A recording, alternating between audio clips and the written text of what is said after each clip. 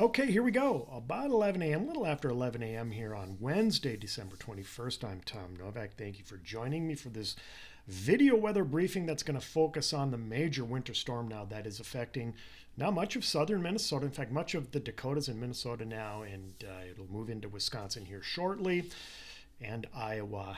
And it's going to bring not only heavy snows, but blizzard conditions, especially later tomorrow and into Friday across the upper Midwest and northern plains. So let's get right to it. By the way, this is brought to you by our good friends over at Plan Pools. So thank you, Plan Pools, for sponsoring this update there in the Twin Cities, by the way. All right, what you're seeing now is the moisture channel loop from outer space, and a couple of things to show you. You can kind of point out some energy, in fact quite a bit of it, that's now diving into Wyoming and Colorado. And another thing that you can see is a leaf that's kind of forming.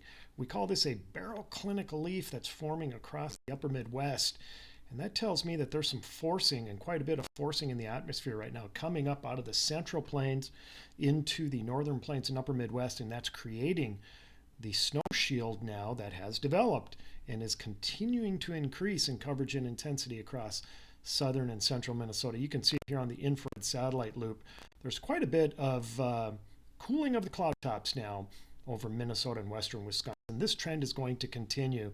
And look at this. This is an impressive looking storm system that's pinwheeling now out of Montana southeast into the central plains. That is the driving force to our snow and our cold, and eventually the wind. Look at the reservoir of cold air. These are current temperatures. Current temperatures up in the Dakotas are in the teens below zero. Meanwhile, we're barely even making it to zero here in southern Minnesota. And yeah, even though it's cold, it's not one of those situations where it's too cold to snow. We're having snow even with temperatures well below zero up in North Dakota. And as we look at the temperature profile now across the upper Midwest and northern plains, again, check out this reservoir of cold air across, Montana, the Dakotas, southern Canada, temperatures well below zero even at this moment. And then, of course, we've got some warmer air here late this morning and afternoon now over Iowa. And watch what happens here as we go through time. You can see a low pressure system. You can kind of pick it out here right over Iowa, and a bit of a pinwheeling effect now starting to happen over the upper Midwest, where we have some warm air riding up and over this amazingly cold Arctic dome of air over the upper Midwest and northern plains. And that's what's going to be generating the precipitation here over time, is that temperature contrast and the energy coming out of the Rockies and plain states. All right, here are the winds at the lower layers of our atmosphere. This is at about 5,000 feet, and what it shows you is a low-level jet. These are some pretty strong winds. Whoops, let's just go back here. These are some pretty strong winds in the lower layers of our atmosphere now, coming up out of Iowa and nosing into southern Minnesota, and it's usually on the tip or the front edge of that nose of low-level jet winds is where you get some significant lift, and that's what's happening now over southern and central Minnesota and eventually here into western Wisconsin. That low-level jet continues to push east into Wisconsin as we head into late tonight and early tomorrow morning. So eventually the snow is going to move out, but then we get on the backside of this storm system as we head into especially later Thursday. And look at these winds, even in the lowest layers of our atmosphere. These are some real strong winds at about 50 to 60 knots in the lower layers of our atmosphere. And so a lot of that wind is going to make it down to the surface too. That's why we're expecting blizzard conditions eventually to develop over the plains and upper Midwest as we head into tomorrow with the strong wind. There won't be much, if any, snow tomorrow during the day and evening hours, but the winds are going to kick up. Here's your future radar. We pick it up at late this morning. You can see snow overspreading much of southern Minnesota. Down in the Rochester area in southeastern Minnesota, it's going to take a little bit of time for this snow to reach the ground. There's a dry layer of air in the lowest layers of our atmosphere down there, so it's going to stay dry in southeastern Minnesota through early afternoon. But look at this. all of southern Minnesota and western Wisconsin gets overspread with snow by the evening hours, and it's going to be heavy in some locations.